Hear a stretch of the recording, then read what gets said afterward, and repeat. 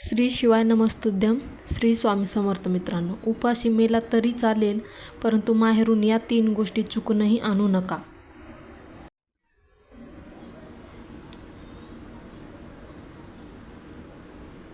प्रिय मित्रांनो, आजची कथा विवाहित महिलांसाठी खूपच माहितीपूर्वक आणि शिक्षाप्रधान आहे, ज्यामध्ये आज मी तुम्हाला सांगणार आहे की जर तुम्ही माहेरून सासरी जात असाल तर या 3 गोष्टी कधीही माहेरून सासरी घेऊन जाऊ नका. चुकूनही या 3 गोष्टी घेऊन जाऊ नका, अन्यथा तुमच्या नवऱ्यावर आकस्मिक संकट येऊ शकतं. नवरा आजारी पडू शकतो किंवा धनाचा नाशसुद्धा होऊ शकतो. आता या 3 गोष्टी कोणत्या आहेत ज्या कधीही माहेरून सासरी घेऊन जाऊ नये ते आपण या कथेमार्फत जाणून घेणार आहोत. तुम्हाला माझी नम्र विनंती आहे की तुम्ही ही कथा शेवटपर्यंत नक्की ऐका, कारण ही कथा जर लक्षपूर्वक शेवटपर्यंत ऐकली तर व्यवस्थित समजून घेतली आणि या कथेमध्ये सांगितल्या जाणाऱ्या गोष्टीवर तुम्ही तुमच्या जीवनामध्ये आचरणात आणल्या जाणाऱ्या गोष्टी मी सांगणार आहे. तुमच्या घरावर कोणत्याही प्रकारचे संकट येणार नाही. तुमचा नवरा तुमच्यासोबत कधीही भांडण करणार नाही. तुमचा नवरा तुमच्यासोबत नेहमी खूप प्रेमाने वागल अशी ही कथा तुम्हाला शिकवण देऊन जाणार आहे. मित्रांनो, सुरुवात करूया आजच्या आपल्या कथेला. मित्रांनो, एका गावामध्ये एक श्रीमंत शेठ राहत होता. त्या शेठला एक मुलगी होती. शेठ त्याच्या मुलीवर अत्यंत प्रेम करायचा. तो स्वतःच्या जीवापेक्षा जास्त जपायचा आणि असं म्हणतात की सुद्धा मुलींवर तिचे वडील अत्यंत प्रेम करत असतात. मित्रांनो, तो शेठ त्याच्या मुलीवर अत्यंत प्रेम करायचा. मुलीची कोणतीही इच्छा असेल तो लगेच पूर्ण करायचा. देवाकडे मागितल्यावर सुद्धा तो थोडा वेळ न लागता अगोदर त्याच्या मुलीसाठी मागायचा. मुलींची कोणतीही इच्छा असो, काही हट्ट असो, काहीही असो, मुलींची इच्छा पूर्ण करत असायचा. मान्यवरांनो, माझी तुम्हाला एक विनंती आहे की तुम्ही तुमच्या मुलींवर खूप प्रेम करा, खूप लाड करा, परंतु लक्षात ठेवा मान्यवरांनो, इतकं प्रेम तुम्ही तुमच्या मुलांवर करू नका ज्यामुळे तुमच्या मुलांचे भविष्य धोक्यात पडेल. तुम्ही या गोष्टीचा भान ठेवा की तुमच्या मुलीला दुसऱ्यांच्या घरी जायचं आहे, त्यामुळे मुलींच्या स्वभावाकडे बिलकुल दुर्लक्ष करू नका. वास्तविक पाहता 90% सासरचे लोक वाईट नसतात. 90% आपल्या मुलीचा स्वभाव चांगला नसतो. त्यामुळे या गोष्टीचा तुम्ही व्यवस्थित विचार करा. तुम्ही तुमच्या मुलीवर अति जास्त लाड प्रेम करू नका, ज्यामुळे ती हट्टी बनेल. लहान मुलामधील अंतर सन्मान ती विसरून जाईल. मान मर्यादा ती विसरून जाईल. ती हे विसरेल की मी एक भारतीय स्त्री आहे. तुम्ही इतकंही लाड किंवा प्रेम देऊ नका की नंतर तुम्हाला त्या गोष्टीचा पश्चाताप करावा लागेल. मित्रांनो, तो शेठ त्याच्या मुलीवर खूप प्रेम करायचा. इतकं प्रेम करायचा की तो मुलगी अति लाडामुळे अत्यंत हट्टी बनली. वेळोवेळी ती सारखं भांडण करायची, कोणासोबतही भांडण करायची. लक्षात ठेवा मित्रांनो, मुलगी ही लढाऊ नाही पाहिजे तर काळजी घेणारी पाहिजे. शेठच्या प्रेमामुळे अति लाडामुळे त्याची मुलगी हट्टी स्वभावी झाली होती. सकाळी उशिरा उठत असे. कोणी काही बोललं तर त्याला उलट उत्तर करायची. रागाने त्याच्यासोबत बोलत बसायची. एक लक्षात ठेवा मुलांनो, तुमचे हे राग, मुलींची इतकी चिडचिड, तुमचा हट्टीपणा तुमचे आई वडील सहन करतात, परंतु सासरी गेल्यानंतर सासरची लोक हे सहन करत नाही. म्हणून तुम्ही लक्षात ठेवा, तुमचे आई वडील तुमच्या सर्व इच्छा पूर्ण करतील, तुमच्या मनाप्रमाणे तुम्हाला वागवतील, परंतु जेव्हा तुम्ही लग्न करून सासरी जाल तेव्हा तुमच्या या वाईट सवयी सासरी कोणीही सहन करणार नाही. मित्रांनो, ती मुलगी तिच्या आयुष्यामध्ये आता खूप गर्विष्ठ झाली होती. मुलीची आई मुलांच्या वडिलांना म्हणजे त्या शेठला समजावते की हे बघा, तुम्ही मुलीचे अति लाड करू नका. आता ही खूप हट्टी झाली आहे, सर्वांना उलट उत्तर करत आहे. तेव्हा शेठ म्हणाला, आता लहान आहे, मोठी झाल्यावर सर्व ठीक होईल. तेव्हा शेठची बायको म्हणाली, लहान आहे असं म्हणून सोडून देऊ नका. तुमचा हा हलगर्जीपणा, तुमचे हे अतिलाड आपल्या मुलीचे आयुष्य उद्ध्वस्त करतील. मित्रांनो, मी तुम्हाला एक नम्र विनंती करते की तुम्ही तुमच्या मुलीची प्रत्येक मागणी पूर्ण करता. त्यावेळेला तुमची मुलगी आनंदी होते, परंतु तिला ही सवय कायमची लागून जाते व नंतर तिला आयुष्यभर अश्रू ढळत राहावे लागतात. आणि म्हणूनच लक्षात ठेवा, मुलींचे संगोपन करणे हे एका संताच्या तपश्चर्येप्रमाणेच आहे. हळूहळू ती मुलगी मोठी झाली आणि जेव्हा मुलगी मोठी होते तेव्हा वडिलांना एकच चिंता असते की माझ्या मुलीचे लग्न करावे. माझ्या मुलीचे चांगलं ठिकाणी लग्न लावून दिले तर मी या जबाबदारीतून मुक्त होईल. एक चांगला असा परिवार शोधून वडिलांनी त्यांच्या मुलीचं लग्न लावून दिलं. लग्न झालं. आता ती मुलगी तिच्या सासरी गेली. जेव्हा मुलगी सासरी गेली तेव्हा सासरी जाऊन 8 दिवसही झाले नव्हते. तेवढ्यातच तिने वडिलांना फोन केला. वडिलांनी फोन उचलला. म्हणाले, पोरी सांग कशी आहेस? मुलगी म्हणाली, कशी आहे विचारू नका, मी इथे खूपच त्रास सहन करत आहे. वडिलांनी विचारले, पोरी 8 दिवसातच तुझी अशी अवस्था झाली आहे? मुलगी म्हणाली, हो, मी इथे 1 मिनिटही थांबू शकत नाही. तुम्ही आत्ताच इथे या आणि मला घरी घेऊन चला. मी या नरकात राहू शकत नाही. वडील म्हणाले, अगं 8 दिवसातच असं काय घडलं? तू असं का म्हणत आहेस? मुलगी म्हणते, सर्व काही व्यर्थ आहे. जर तुम्हाला मला जिवंत बघायचे असेल तर तुम्ही आत्ता मला इकडे या आणि घेऊन जा. या अवस्थेत आणि मला घेऊन जा. वडील म्हणाले, मी तर खूप चांगलं कुटुंब पाहिलं होतं तुझ्यासाठी. जास्त हुंडासुद्धा दिला होता. सर्व काही दिलं होतं. त्यानंतर धूमधडाक्यात लग्नसुद्धा लावून दिलं. पूर्ण नगरमध्ये असं लग्न कोणीच लावून दिलं नव्हतं आणि आता फक्त 8 दिवसामध्ये तू असं काय म्हणत आहेस? मुलगी म्हणाली, मी फोन ठेवत आहे. तुम्ही लवकरात लवकर इकडं मला या आणि घेऊन चला. जर तुम्हाला मला जिवंत पाहायचं असेल तर लवकरात लवकर येऊन मला इथून घेऊन चला. जर तुम्ही उशीर केलात तर तुम्ही तुमच्या मुलीचा चेहरा पाहू शकणार नाही. अखेर तो बाप काय करू शकणार होता? अखेर नाईलाजाने तो शेठ मुलीच्या सासरी गेला. तेथे गेल्यावर कोणीही शेठला हाक मारली नाही.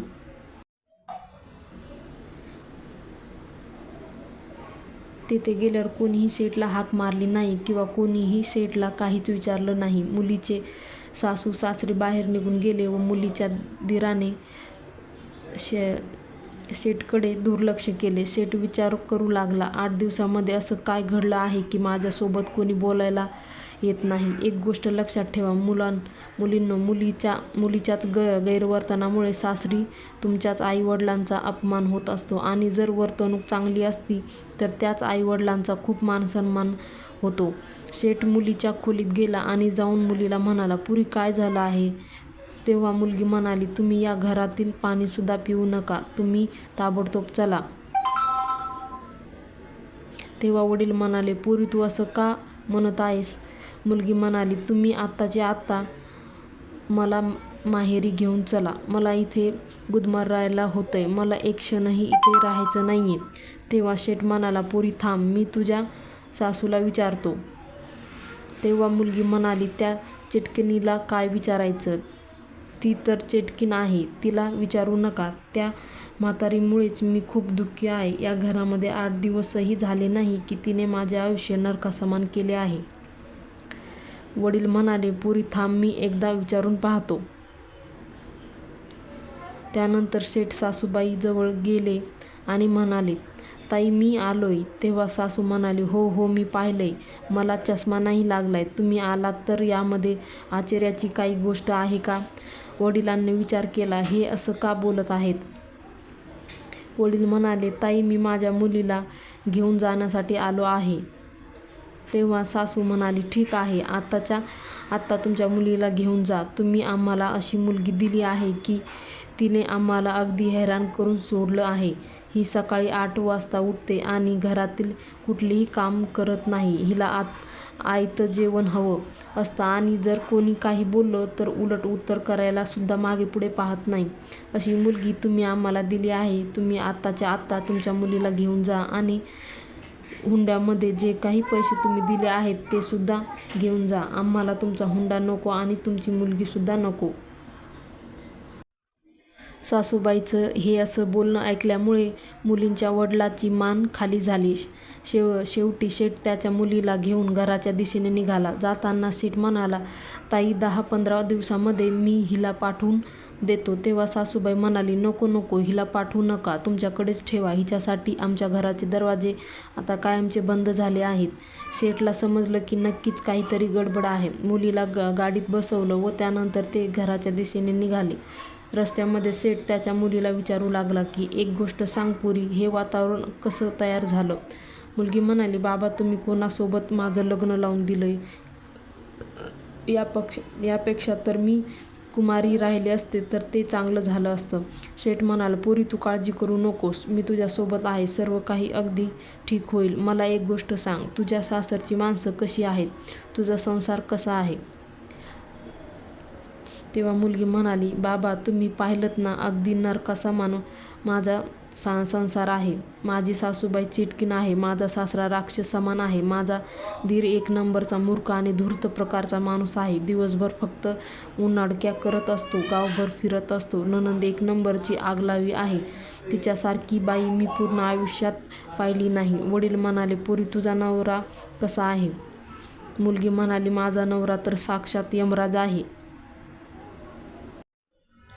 वडील विचार करू लागले की नवरा यमराज आहे, सासरा राक्षस आहे, सासू चिटकीण आहे, दीर मूर्ख आणि उन्हाळा आहे, नणंद आगलावी आहे. त्यानंतर वडिलांनी मुलीला विचारलं, पोरी तुझे शेजारी कसे आहेत? तेव्हा मुलगी म्हणाली, खूप बदमाश आहेत.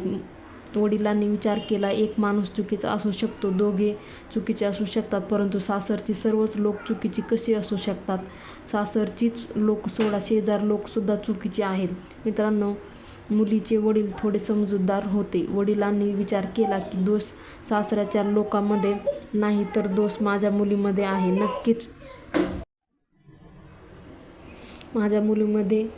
नक्कीच हिनेच काहीतरी भांडण केलेलं दिसतं आहे. मुलगी म्हणाली, बाबा मी आता सासरी कधीच जाणार नाही. तेव्हा वडील म्हणाले, ठीक आहे पोरी, तू सासरी कधीच जाऊ नकोस. तुझ्या वडिलाचे घर आहे, तुला जितका वेळ हवा आहे तितका वेळ तू माहेरी राहा. आपल्या घरी तुला कोणत्याही गोष्टीची कमतरता भासणार नाही.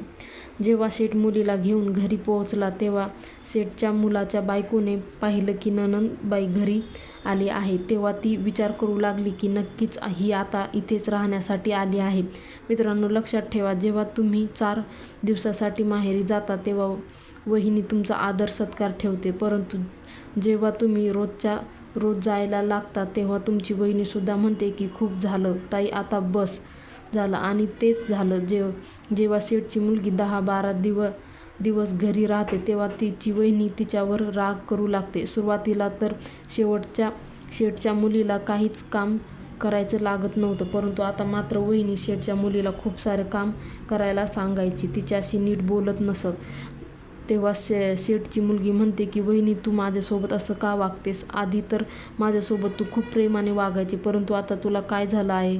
तेव्हा शेठची सुनबाई म्हणते, आधी हे घर तुझं होतं, परंतु आता तुझं लग्न झालं आहे आणि तुझा संसार म्हणजे तुझं घर आहे, परंतु तू तर आता तुझा संसार सोडून इकडे राहायला आली आहेस, त्यामुळे आता तुला इथे आरामात बसून खायला मिळणार नाही. मुलगी विचार करू लागली, वहिनीचा स्वभाव अचानक बदलला आहे.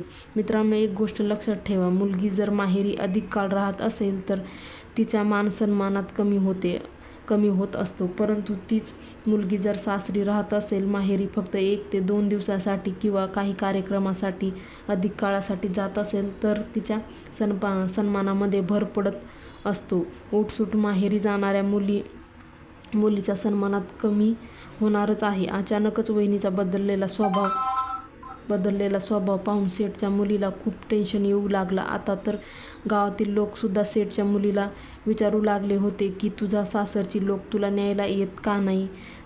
जी पण मैत्रीण तिला भेटायची ती विचारायची, तू बरेच दिवस झाले इकडेच राहतेस, भाऊजी तुला न्यायला येत नाहीत का? येत नाही.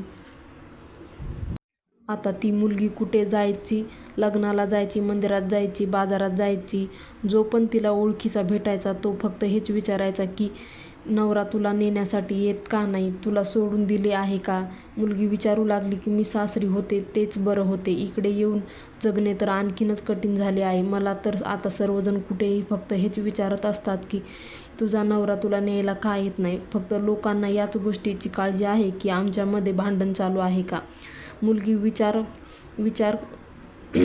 लागली, मी तर एका मोठ्याच संकटात सापडले आहे. सर्वत्र आता फक्त हीच चर्चा होऊ लागली होती की शेठची मुलगी माहेरी राहत आहे, ती तिच्या सासरी जात नाही. लोक असं सुद्धा म्हणायची की त्या मुलीचा स्वभाव तसा होता, ती प्रत्येकाला उलट उत्तर करायची, खूप फाटक्या तोंडाची होती, त्यामुळे तिच्यासोबत हे असंच झालं आहे. मित्रांनो, एके दिवशी शेठने पाहिलं की त्याची मुलगी उदास बसलेली आहे. तेव्हा तो शेठ मुलीजवळ गेला आणि विचारलं, पोरी काय झालं आहे? तेव्हा मुलगी म्हणाली, काय सांगू बाबा, माझा संसार तर अगदी नरकासमान आहेच, परंतु मला वाटलं की माहेरी आनंदाने राहीन, परंतु लग्नानंतर जशी मी माहेरी आले इथे माझी सर्व इज्जत संपली आहे. जो माझ्याकडे पाहतो तो फक्त संशयाच्या नजरेनंच पाहत असतो. त्याच्या सोबतही मी बोलायला जाते. त्याचा पहिला प्रश्न हाच असतो की भाऊजी कुठे आहेत? सासरची माणसं कुठे आहेत? भाऊजी तुला न्यायला का येत नाहीत? या सर्व प्रश्नांनी मला हैराण करून टाकलं आहे. यापेक्षा तर चांगलं आहे की बाबा मी माझं लग्नच झालं नसतं. तेव्हा मुलीचे हे बोलणं ऐकल्यानंतर शेठ म्हणाले, पोरी तू एक काम करशील का? आपल्या नगरमध्ये एक महाराज आले आहेत. ते खूप ज्ञानी संत आहेत. मी तुझ्या बाबतीत त्यांच्यासोबत बोललो आहे आणि तुझी सर्व परिस्थिती ऐकल्यानंतर त्या महाराजांनी मला एक मंत्र दिला आहे. महाराजांनी मला सांगितलं आहे की जर तुमच्या मुलीने या मंत्राचा जप 6 महिने केला तर सासरची सर्व लोक तिच्या मुठीत असतील. मुलगी म्हणाली, हे सत्य आहे का बाबा?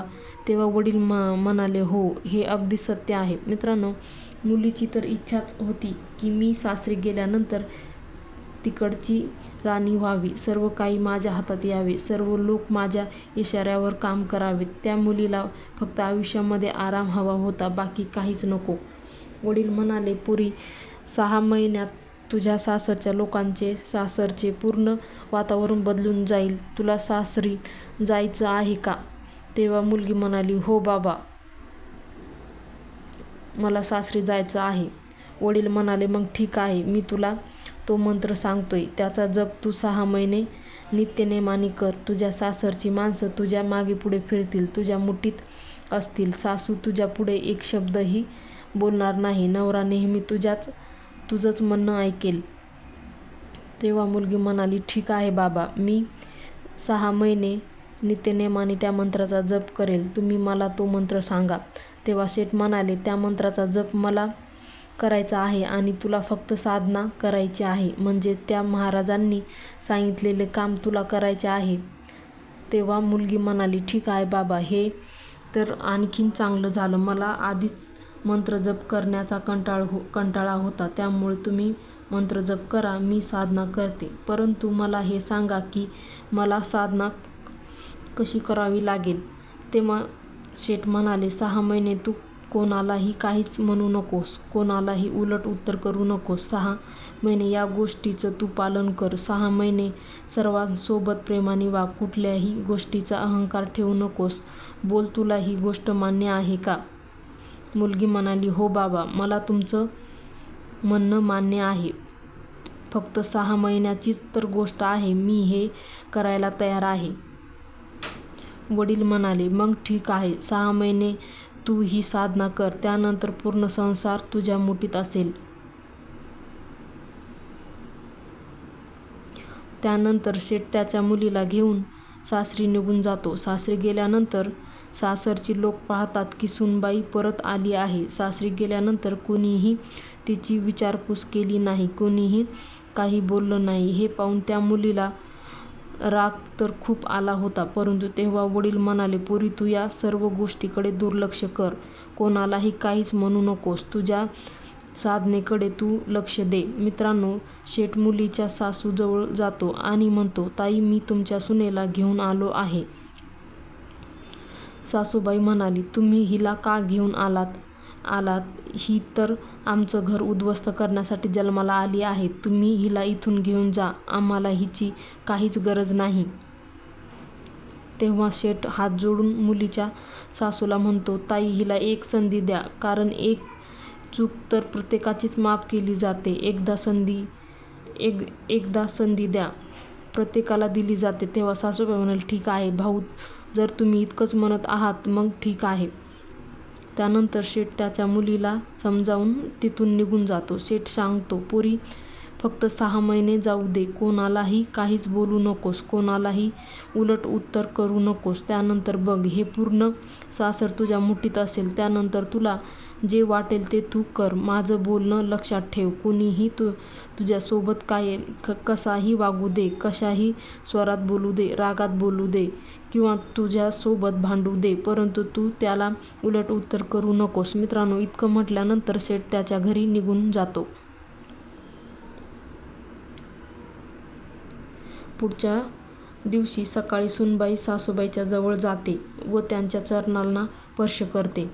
सूनबाई सासूबाईंना म्हणते, आई, तुम्ही मला आशीर्वाद देणार नाहीत का? सासूबाई सासूबाई आधीपासूनच खूप रागाने भरलेली होती, परंतु सुनबाईने जेव्हा पायांना स्पर्श केला आणि म्हणाली, आई आशीर्वाद द्या, तेव्हा त्या सासूबाईंना एकदम धक्का बसला. सासूबाई विचार करू लागल्या की हिने माझ्या पायाला स्पर्श केला आहे आणि माझ्याकडे आशीर्वाद मागत आहे. ही उलट गंगा कशी वाहू लागली? हे आमची तीच सुनबाई आहे ना, जी मला उलट उत्तर करायची, मला चेटकीन म्हणायची, परंतु आज ही माझ्या पायाला स्पर्श करून माझे आशीर्वाद मागत आहे. सुनबाई म्हणाली, आई, जर माझ्याकडून काही चूक झाली असेल तर मला माफ करा. आजपासून मी कोणतीही चूक करणार नाही. आतापर्यंत माझ्या ज्या काही चुका झाल्या आहेत त्या तुम्ही पोटात घ्या आणि मुलगी समजावून मला आशीर्वाद द्या. मित्रांनो, म्हणतात ना की सासूबाईला आणखी काय हवं आहे. जर सुनबाई सासूबाईच्या चरणामध्ये जाऊन माथा ठेवत असेल आणि म्हणत असेल की आई मला आशीर्वाद द्या, तेव्हा त्या सासूबाईचे मन प्रफुल्लित होते आणि ती सुनबाईला सर्व काही द्यायला तयार होते. मित्रांनो, सासूबाईंनी सुनबाईला आशीर्वाद दिला. त्यानंतर शेठची मुलगी तिथून उठते आणि स्वयंपाकगृहात मध्ये जाऊन जेवण बनवू लागते. तेव्हा स्वयंपाकगृहातून भांड्याचा आवाज येऊ लागतो. तेव्हा सासूबाई तिच्या मुलीला म्हणाली, पुरी जाऊन बघ, स्वयंपाकगृहामध्ये मांजर तर नाही आली ना, कारण भांड्याचा आवाज येत आहे. तेव्हा मुलीने सांगितलं, आई मांजर नाही, तिथे दुसरी मांजर आली आहे, म्हणजेच तुझी सुनबाई आहे. तुझी सुनबाई जेवण बनवत आहे. मित्रांनो, शेठच्या मुलीने अन्न शिजवले आणि सासूबाईंना वाढले. सुनबाईने जेवण बनवले आहे हे पाहून सासूबाई खूपच खुश झाली. इतकाच सासरा घरी येतो तेव्हा शेठची मुलगी सासऱ्याचा पाया पडते आणि म्हणते, बाबा, जर माझ्याकडून काही चूक झाली असेल तर मला माफ करा. व त्यानंतर सुनबाई सासऱ्यासाठी जेवणाचे ताट घेऊन येते. सासरा हा सर्व प्रकार पाहत असतो. तो विचार करत असतो, ही आमची तीच सुनबाई आहे का, जी आम्ही एक शब्द जरी बोललो तरी आम्हाला उलट उत्तर करत असे, परंतु आज ही माझ्या पायांना स्पर्श करत आहे, माझ्या पाय पडत आहे. मित्रांनो, सासऱ्याला दुसरं काय हवं असतं? त्याच्या मुलाने त्याच्या सुनबाईचे त्यांचा आदर सन्मान करावा, त्यांना वेळेवर अन्न पाणी द्यावे, यापेक्षा अधिक सासऱ्याचा दुसरे काहीच नको असते. मित्रांनो, आता शेठची मुलगी सकाळी लवकर उठू लागली होती. जी सकाळी 8 वाजता उठायची ती आता 6 वाजता उठू लागली होती. सर्व घरातील काम आवरायची, नवऱ्याची सेवा करायची, दिराची काळजी घ्यायची, नणंदची सुद्धा काळजी घ्यायची, सर्वांना वेळेवर जेवण द्यायची. शेठच्या मुलीला वडिलांचं बोलणं चांगलं लक्षात होतं की कोणी कितीही काहीही बोलू दे, कोणालाही उलट उत्तर करायचं नाही, सर्वांसोबत प्रेमाने वागायचं. जेव्हा पण तिला कोणी काही बोलायचं तेव्हा तिला खूप राग यायचा, परंतु तेव्हा तिला वडिलांचे शब्द आठवायचे की तू साधनेचा भंग करू नकोस, प्रत्येकासोबत प्रेमपूर्वक वाग. मग 6 महिन्यानंतर सर्व लोक तुझ्या मुठीत असतील, तुझ्या मागे पुढे करत असतील. फक्त 6 महिन्याची गोष्ट आहे, त्यामुळे मुलगी विचार करायची की फक्त 6 महिन्याचीच तर गोष्ट आहे, त्यानंतर मी एकेकाला पाहून घेईल. अशाच प्रकारात मित्रांनो, शेठची मुलगी सर्वांची सेवा करत होती, सर्वांची काळजी घेत होती. आणि अशा प्रकारे जेव्हा 1 महिना पूर्ण झाला तेव्हा सासूबाईंनी त्याच्या सुनबाईला तिच्या जवळ बोलवले आणि घराच्या सर्व चाव्या तिच्याजवळ दिल्या आणि म्हणाली, सुनबाई, तू माझी सुनबाई नसून माझी मुलगी आहेस. तुझ्या रूपाने माझ्या घरात लक्ष्मी आली आहे आणि म्हणूनच आजपासून घराची सर्व जबाबदारी मी तुझ्याकडे सोपवत आहे. मित्रांनो, शेठच्या मुलीने लगेच त्या सर्व चाव्या स्वतःजवळ घेतल्या. मित्रांनो, एका सुनबाईला दुसरं काय हवं असतं? सुनबाईला घराचं सर्व राज्य हवं असते. आता शेठची मुलगी खूप आनंदी झाली होती. सासूबाईंनी मुलाला बोलावलं आणि सांगितलं की आजपासून जे ते काही पैसे कमावून आणशील ते सर्व तुझ्या बायकोकडेच ठेव, कारण ही आता या घराची सुनबाई नसून घराची लक्ष्मी आहे आणि आता या घराची सर्व जबाबदारी तिच्यावर आहे. मित्रांनो, सासूबाईचे हे बोलणं ऐकल्यामुळे शेठच्या मुलीच्या आनंदाला सीमा राहिली नाही. तिला आता वडिलांच्या बोलण्यावर विश्वास बसू लागला. ती विचार करू लागली की खरंच त्या महाराजांनी सांगितलेल्या मंत्राचा फरक दिसत आहे. 1 महिन्यामध्येच सर्व काही माझ्या बाजूने घडताना दिसत आहे. वडिलांनी तर मला हेच सांगितलं होतं की 6 महिने लागतील, परंतु आता तर 1च महिना झाला आहे आणि 1च महिन्यातच परिणाम दिसत आहे. आता मी या घराची राणी बनली आहे. सर्व घराच्या चाव्या माझ्याकडे आल्या आहेत. सर्व लोक माझ्यानुसार वागत आहे. त्यामुळे आणि मला दुसरे काय हवं होतं? हेच तर हवं होतं. मित्रांनो, ती मुलगी आता खूपच खुश होती, परंतु तिच्या आत अजूनही राग भरलेला होता. कारण 6 महिन्यानंतर ती तिच्या सासरची लोक जिला जे काही बोलले त्यांचा हिशोब चुकता करणार होती. त्यानंतर शेठची मुलगी वडिलांच्या सांगण्यानुसार खूप चांगल्या प्रकारे सासरच्या लोकांसोबत वागत होती. आता सासरची लोक तिचे कौतुक करू लागले होते. शेजारची लोकसुद्धा सुनबाईचे कौतुक करू लागले होते. हळूहळू 2 महिने निघून गेले आणि जसे 2 महिने झाले तेव्हा शेठच्या मुलीचे सर्व विचारच बदलले. तिच्यामध्ये प्रेमाची भावना जागृत झाली. चांगला स्वभाव निर्माण झाला. श्रावण महिना येतो तेव्हा शेठचा मुलगा म्हणजे त्या मुलीचा भाऊ तिला नेण्यासाठी तिच्या सासरी येतो आणि येऊन तो त्याच्या बहिणीला म्हणतो, ताई, श्रावण महिना आला आहे, तू तयार हो, मी तुला नेण्यासाठी आलो आहे. तेव्हा ती मुलगी म्हणाली, तू आधी माझ्या सासूबाईंना जाऊन विचार. तेव्हा मुलीचा भाऊ सासूजवळ गेला आणि विचारू लागला, आई, श्रावण महिना आला आहे आणि मी माझ्या बहिणीला घरी घेऊन जाण्यासाठी आलो आहे. तेव्हा सासू म्हणाली, ठीक आहे बाळा, लग्नानंतरचा पहिला श्रावण आहे आणि आता सर्व सणांना सुरुवात होणार आहे. त्यामुळे तू तुझ्या बहिणीला घरी घेऊन जा. परंतु लक्षात ठेव, रक्षाबंधन झाल्यानंतर दुसऱ्या दिवशी तिला घेऊन ये, कारण तिच्याशिवाय आमच्या घराला शोभा नाही. ही तर आमच्या घरची लक्ष्मी आहे. जेव्हा ही लक्ष्मी आमच्या घरातून जाईल तेव्हा आम्हाला चैन पडणार नाही. सासूबाईच्या या बोलण्यावरून मित्रांनो, तुम्ही अंदाज लावू शकता की वडिलांनी मुलीला जसे वागायला सांगितले होते त्याचमुळे सर्वांच्या वागण्यामध्ये किती फरक पडत होता. मित्रांनो, त्यानंतर शेठची ती मुलगी भावासोबत तिच्या माहेरी येते. माहेरी आल्यानंतर वडील तिला विचारतात, पोरी, तुझ्या सासरची माणसं अजूनही तशीच आहेत का, राक्षस, चटकीन आणि मूर्ख? तेव्हा मुलगी म्हणते, नाही बाबा, तुम्ही त्यांच्याबद्दल असे शब्द विचारू नका. ते राक्षस नाही, मूर्ख नाही, चटकीन नाहीत. ते तर माझे आई वडील आणि भाऊ आहेत. माझी सासूबाई आई समान माझ्यावर प्रेम करते. माझे सासरे वडिलासारखे मला जपत असतात आणि माझा दीर एक भावाप्रमाणे माझी काळजी घेत असतो. सर्वजण खूप चांगले आहेत. माझा नवरा माझी खूप काळजी घेत असतो. मला काय नकोय, काय हवंय त्याची तो काळजी घेत असतो. सर्वजण खूप चांगल्या स्वभावाचे आहेत. माझी नणंद माझ्या छोट्या बहिणीसारखी आहे. माझी ती आत्ता मैत्रीण झाली आहे आणि माझ्यासोबत ती खूप गप्पा मारत असते. माझ्यासोबत ती सर्व काही शेअर करत असते. मित्रांनो, जेव्हा वडिलांनी हे सर्व ऐकले तेव्हा त्यांना समजलं की मुलीच्या लग्नानंतर माझी जी मान खाली झुकली होती ती आज गर्वाने उंच झाली आहे. माझ्या मुलीने माझी मान उंच केली आहे. आता मी अभिमानाने सांगू शकतो की मी या मुलीचा बाप आहे. मित्रांनो, अशा प्रकारे श्रावण महिना ती मुलगी आनंदाने माहेरी राहते व जसा रक्षाबंधन होतो तसा तिचा नवरा तिला नेण्यासाठी येतो व त्यानंतर शेठची मुलगी आनंदाने सासरी निघून जाते व सासरी गेल्यानंतर सर्वांची ती खूप चांगल्या प्रकारे काळजी घेत असते. कोणालाही उलट शब्द बोलत नाही. अशा प्रकारे शेठची मुलगी तिच्या सासरला स्वर्गामध्ये बदलते. तर मित्रांनो, ही कथा आपल्याला शिकवते की सुनबाईने जर विचार केला तर ती सासरला स्वर्गासमान बनवू शकते आणि जर तिने विचार केला तर त्याच सासरला ती नरकामध्ये सुद्धा बदलू शकते. मित्रांनो, आता आपण जाणून घेऊया की उपाशी मेलात तरी चालेल, परंतु माहेरून या 3 गोष्टी कधीच सासरी घेऊन जाऊ नका. जर तुम्ही असं केलं तर तुमचा नवरा मोठ्या संकटात अडकू शकतो. या 3 गोष्टी कोणत्या आहेत, चला जाणून घेऊया. पहिली गोष्ट आहे हट्टीपणा.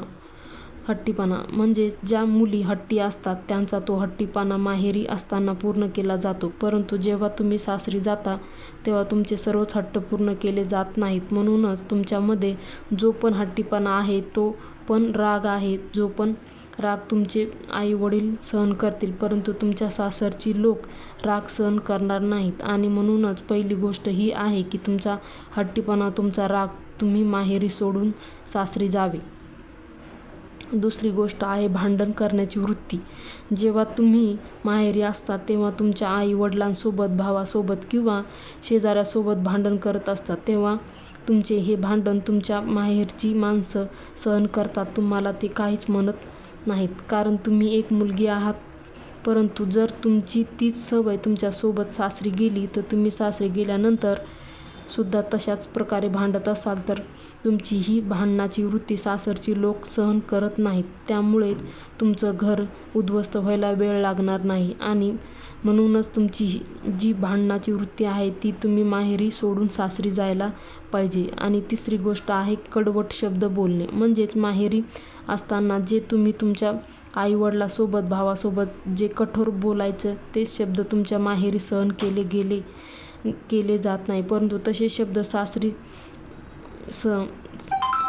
सासरी सहन केले जात नाहीत. जर तुम्ही सासरी असे शब्द वापरत असाल तर घरामध्ये भांडण व्हायला वेळ लागणार नाही. यामुळे घराची शांतता भंग होऊन जाईल आणि घराचे वातावरण पूर्णपणे उद्ध्वस्त होईल. जर तुम्ही असे कडवट शब्द तुमच्या नवऱ्याला बोलत असाल तर तुमच्या दोघांमध्ये भांडण होतील. नवरा जेव्हा बाहेरून घरी येतो आणि तुम्ही त्याच्यासोबत अशा प्रकारे बोलता, तेव्हा त्याचा परिणाम त्याच्या आरोग्यावर सुद्धा होत असतो. नवरा तुमच्या त्या शब्दाला सारखा विचार करत असतो. त्याच्या आतमध्ये तो गुदमरल्यासारखा राहू लागतो. त्याचं नीट जेवणाकडे लक्ष राहत नाही आणि त्याच्या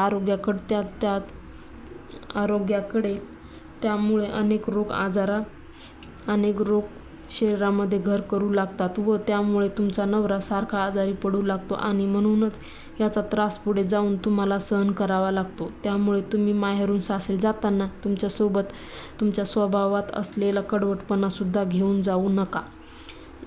तर मित्रांनो, याच त्या 3 गोष्टी होत्या ज्या माहेरून सासरी जाताना तुम्ही कधी घेऊन जाऊ नका. व्हिडिओमध्ये सांगितलेली माहिती तुम्हाला आवडली असेल तर व्हिडिओला लाईक करायला विसरू नका. भेटूया पुढच्या व्हिडिओमध्ये. श्री शिवाय नमस्तुभ्यं. श्री स्वामी समर्थ.